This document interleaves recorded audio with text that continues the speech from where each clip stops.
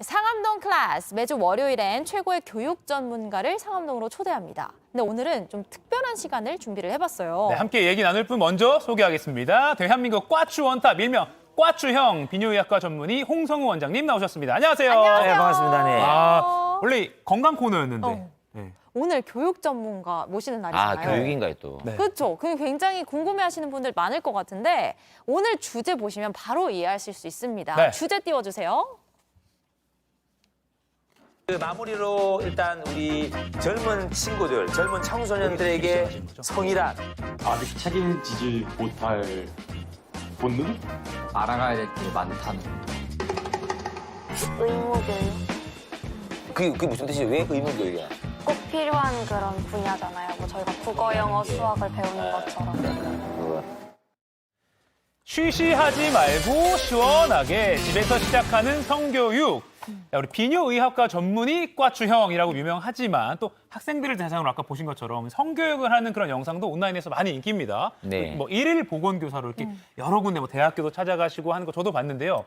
일단 성교육에는 원장님 어떻게 관심을 좀 갖게 되셨어요? 뭐 성교육이라면 좀 너무 거창한데 일단 지식이 너무 없는 것 같아요. 근데 그걸 제가 메일이라든가 다른 이렇게 좀 DM으로 받아봤을 때 네. 도저히 이게 이해할 수 없는 질문이 너무 많은 거예요, 이게. 이걸 모르나? 왜 이걸 모르지 싶은 게 너무 많아가지고 이게 정말로 이렇게 올바르게 크라는 의미보다는 아니 사실은 알고 가자, 팩트는 알고 가자 그런 식으로 제가 조금 걱정을 한 게 약간 이렇게 방송이 되지 않나 생각됩니다. 아, 요즘 아이들 보면 뭐 참 빠르다 이런 말도 하는데 이렇게 또 성교육 얘기하면 이렇게 좀 당황해서 화가 것처럼 기침을 하는 사람도 있고요. 네, 너무 당황하시네요, 약간. 네, 약간 쉬쉬하는 그런 분위기도 있어요. 근데 이제 좀 달라져야 되거든요. 네네네. 우리 하은이 물 한 잔 제가 좀 특별히 드리고요. 야, 괜찮습니다. 예. 성교육을 못 받으셨나 보네요. 약간. 자, 물 한 잔. 사실 저도 뭔가 이렇게 이런 이야기를 하는 게 좀 민망하다는 생각이 사실 문득 들었어요. 맞아요. 근데- 부끄럽지만 실제로 하시는 입장에서 그러니까 네. 예전에도 받아보셨어요, 성교육을 어리실 때? 근데 그게 기억이 안 날 정도면 거의 받아본 게 없는 수준이에요. 없는 수준이가. 네. 그럼 과거와 지금 이제 실제 하시는 입장에서 뭐가 좀 많이 달라졌다고 보세요? 근데 학교에서 받는 성교육 들어보면 비슷한 것 같아요, 보면. 애들의 수준은 이만큼 알고 있는데 아하. 학교에서는 이만큼 알려주고 있는 어. 재미가 없는 거죠. 음. 다 아는 건데. 그러니까 다른 뭐 관심도 없고 학교 수업은 그냥 시간대 의용. 대부분 그렇더라고요, 보니까. 그래도 가족들 사이에서 좀 뭔가 부끄럽기도 하고 쉽지 않아서 좀 부모 입장에서는 학교에서 하는 걸로 충분하겠지라고 하는데 그 외에 부모님과 자녀가 이렇게 뭐 식탁에서 만나서 뭐 하고 성교육을 따로 하는 게 필요하다고 보세요? 아니면 학교에서 하는 걸로 충분하다고 보세요? 아니요, 지금은 학교에서 하는 부분이 거의 뭐 한 20%도 안 되는 것 같아요. 아. 근데 그 나름 20%도 제대로 되는 게 아니고 그냥 큰 난자 하나 보여주고 정자 하나 그냥 박치게 해가지고 약간 이런 영상이 있지 않습니까?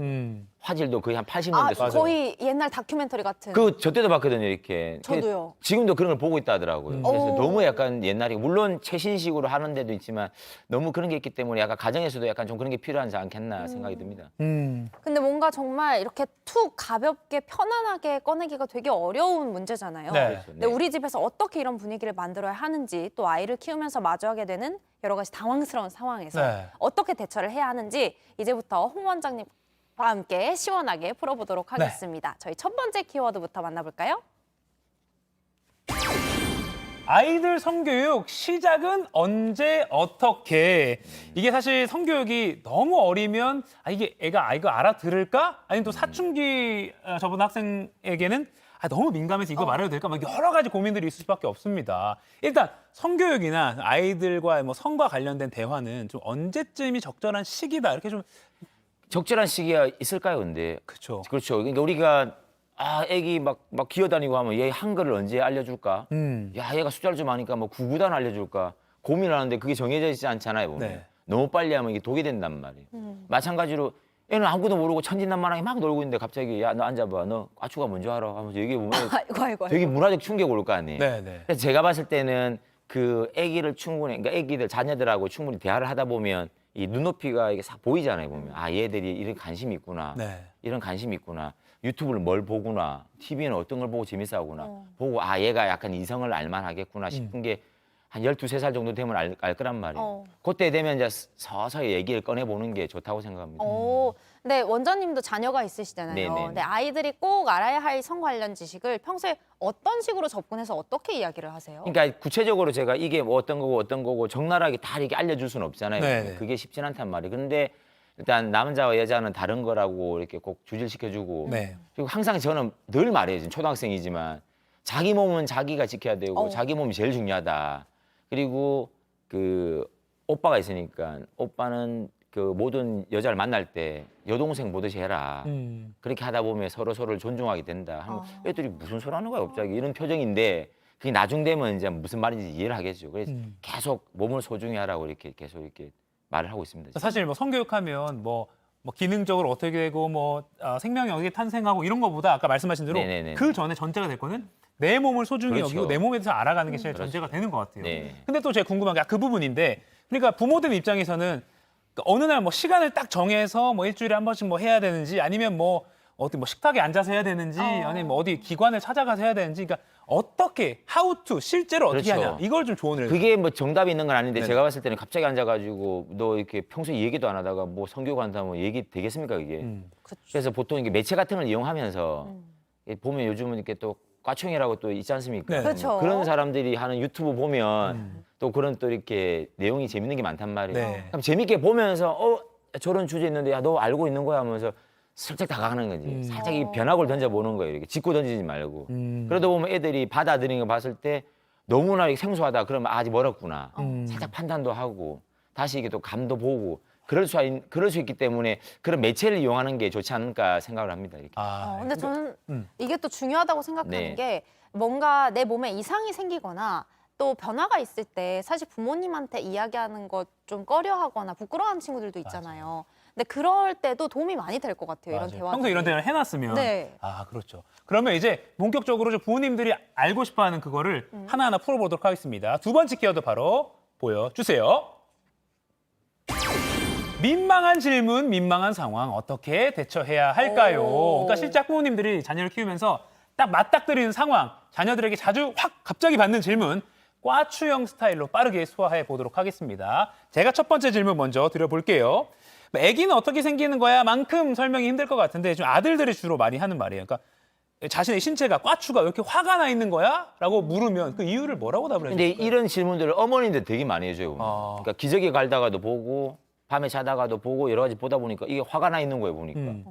되게 민망해서 저한테 이거 물어봐요 이렇게. 얘가 왜 이러냐고 어린애가 아이고, 3살밖에 안 되는 게 어머. 이상한 꿈 꾸고 있나.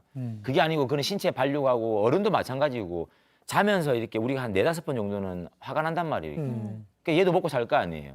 이렇게 피가 가고 몰리고 빠지고 하는 그런 자연스러운 생리 현상이기 때문에 절대로 걱정하지 말고 애가 이상한 생각하는 것도 아니고 바르게 큰 애들이거든요. 걱정할 필요 전혀 없어요. 자연스러운 거예요, 자연스러운 거. 그럼 자녀가 내 신체가 왜 내 꽈추가 이렇게 화가 난 거야라고 하면 자연스러운 거고 그 커가는 과정이고 당연한 거야 하면서 이렇게 아주 건강한 애 이렇게 말해주면 되는 거예요. 혈액순환이 잘 되는 거다. 그렇죠, 이렇게. 그리고 또 이 아이랑 진한 스킨십 장면을 뭐 드라마를 보거나 영화를 보다 갑자기 나올 수도 있고요. 네. 근데 딱 틀었는데 나올 수도 있잖아요. 그렇죠. 이런 민망한 상황, 또 특히 아이가 민망하다는 걸 느낄 때 그건 뭔가를 알고 있다는 거거든요. 그렇죠. 근데 그럴 때 그냥 뭐 에헴 하고 끄면 되는 건지 아니면 이런 건 보면 안 돼라고 눈을 가려야 되는 건지 어떻게 반응을 하는 게 좋을까요? 근데 이거 외국에는 어떨 것 같아요? 똑같더라고요, 이렇게. 막 독일, 미국, 영국 얘기 들어보면 야한 장면 나오면 그게 부모와 자식 관계에서는 그게 막 야하다 그런 개념이 아니고 약간 부끄럽다. 그래 좀 약간 네. 말하기 그렇네. 그런 건 동서고금 비슷한 것 같아요. 그거는 가정마다 약간 뭐 휴대폰도 좀 이용하고 갑자기 좀 물도 좀 뜨시고 그런 방법이 있잖아요. 이렇게 하시는 거지 이렇게 하세요. 뭐 저렇게 하세요. 딱 정답은 없는 것 같아요. 다만 뭐 바로 끄고 이런 것도 좀 어색할 수 바로 있고. 끄면 또 그게 더 이상하잖아요. 이렇게. 그냥 딴 데 보는 척하고 또 갑자기 또 얘기 꺼내볼 수 있잖아요. 그 야한 장면 나올 때 너 학교에서 너 그거 뭐 빵점 받았다면서 이런 얘기 좀 하다가 아니면 아까 처음에 네. 1번 키워드에서 말씀하신 것처럼 그걸 트리거로 삼아서 성교육으로 시작해도 될 것 같아요. 그렇죠. 그러니까 그런 걸 보면서 야, 너 웃는 거 보니까 좀 알구나. 야, 그럼 요새 또 이런 유튜브도 있고 재밌는 거 많은데 너 같이 보면서 한번 얘기해볼까 할 수도 있는 거고 얘기할 수 있는 단서가 될 수 있는 거죠 또. 또 비슷한 내용인데 이건 이제 다른 상황이 아이들이 스스로 이제 음란물을 뭐 스마트폰 같은 걸로 우연히 접하다 보면 이렇게 습관이 될 수 있거든요. 네네. 이 아이들이 뭐 스마트폰으로 음란물을 보는 거를 발견했을 때 부모는 좀 어떻게 좀 근데 보지 마 이러면 우리 반항심이면 어떻게 할 것 같아요? 더 보고 볼 것 같아요. 싶죠. 그러니까 봐 하면서 야, 잘 보내 할 수도 없잖아요. 네네. 처음에는 모른 척 하고 그다음에 보통 남자들이 처음에 많이 볼 거란 말이에요. 네. 그럼 아버지들이 목욕탕이나 사우나 같은 데 가가지고 아빠도 많이 봤다면서 이전에 약간 좀 이렇게 좀 거짓말도 좀 하면서 네. 그 다 봤는데 부질없고 약간 그리고 현실하고 틀리다. 음. 그리고 조금 보는 건 이해한다면서 그런 걸 공감을 하면서 애들이 바른 자아를 이렇게 성립할 수 있도록 이끌어주면 똑똑한 친구들은 다 무슨 말인지 알거든요. 그건 현실하고 다른 거야라는 계속 주지시켜 주는 게 분명 그러니까 중요할 것 같아요. 아, 영상 속 그 모습이 현실과는 다르다는 거를 절대로 저런 일 안 일어나면 애들이 처음에는 이게 이상과 현실을 구분 잘 못한단 말이에요. 그리고 요즘 아이들 참 빠르다 하잖아요. 네. 그러니까 이성 친구가 보통 생기면 부모 입장에서는 뭔가를 얘기해줘야 될 것 같아요. 특히나 요즘에는 피임용품 같은 거 네. 가방에서 발견했다는 부모님들도 계시더라고요. 네. 그럴 때는 이렇게 뭐 어디서부터 어떻게 어디까지 알려줘야 될까요? 피임용품을 버릴 수도 없는 거 빼서 너 이거 그쵸. 어디서 샀어 할 수도 아니 없고. 어차피 청소년들이 콘돔 살 수 있단 말이에요. 네네. 피임 살 수 있잖아요. 네네. 그러니까 그런 경우 되기 전에 아까 제가 말씀드린 것처럼 그 남자 같은 경우는 너 여자친구 같은 경우도 그 여동생처럼 대해주고 소중하게 다뤄줘야 돼 이렇게 하면 어떤 말인지 자기들이 알 거 아니에요. 네. 그리고 여자 같은 경우는 어릴 때는 이 거절 잘 못해 또 보면. 그러니까 남자친구나 아니면 같은 동급생들 중에 좀 이렇게 힘 있어 보이는 남자들이 어떤 욕을 하게 되면 네. 거절 못한단 말이에요. 아니야 할 수 있는 그런 용기를 심어주고 네. 항상 부모들이 그런 대화를 할 수 있는 걸 열어둬야 되는 거죠. 네. 거절할 수 대화. 있는 자신감. 그럼 네. 피임법은 알려주는 게 나아요. 피임법은 알려주는 게 맞죠 당연히. 그리고 웬만큼 피임법 정도는 기본적으로 알고는 있더라고요.